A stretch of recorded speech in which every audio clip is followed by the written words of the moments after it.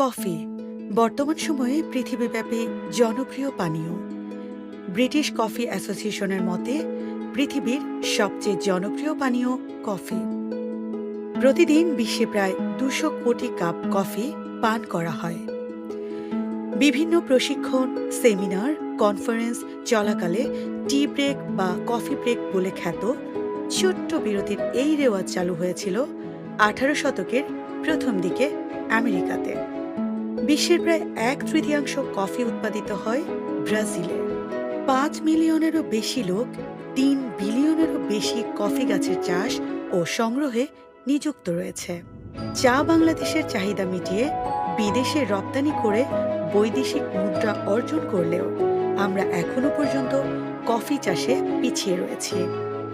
বর্তমানে কৃষি বান্ধব সরকার বাণিজ্যিক কৃষির জন্য উদ্বুদ্ধ করার চেষ্টা করছেন। বাংলাদেশকে খোরপোশ কৃষি থেকে বাণিজ্যিক কৃষিতে রূপান্তর করতে কৃষি সম্প্রসারণ অধিদপ্তরের মাধ্যমে কফি এবং কাজু বাদাম চাষ সম্প্রসারণ ও প্রক্রিয়াজাতকরণ বিষয়ক একটি প্রকল্প প্রণয়নের কার্যক্রম ইতোমধ্যে শুরু হয়েছে।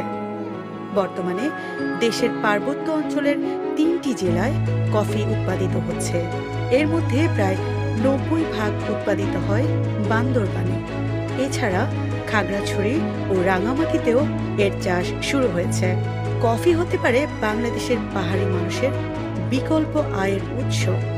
কফি হালকা ছায়ায় ভালো হয় এবং অতিরিক্ত সার ও সেচেরও প্রয়োজন হয় না, যা পরিবেশের ভারসাম্য বজায় রাখতে সাহায্য করে।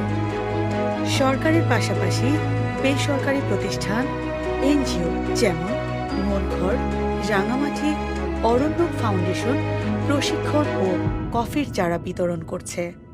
কফির চাষ বৃদ্ধিতে উৎপাদক, গবেষক, সম্প্রসারণ অফিসার, মিডিয়া, বেসরকারি সংস্থা ও বৈদেশিক উন্নয়ন সংস্থাকে এগিয়ে আসা উচিত, যাতে টেকসই উন্নয়ন অভীষ্ট অর্জনে বাংলাদেশ সফল হয়। বাংলাদেশের আবহাওয়া ও জলবায়ু কফি চাষের অনুকূল, তবে ভালো ও উন্নত স্বাদের ও ঘ্রাণের কফি পেতে এর চাষ সম্প্রসারণের জন্য পাহাড়ি এলাকায় বিশেষ কার্যক্রম গ্রহণ করতে হবে। কফি চাষের উপযোগী মাটি হল গভীর, ঝুরঝুরে, জৈব পদার্থ সমৃদ্ধ ও হিউমাস সমৃদ্ধ হালকা। পৃথিবীর 60 প্রজাতির কফি থাকলেও বাণিজ্যিকভাবে চাষাবাদযোগ্য কফির 2টি জাত রয়েছে, যেমন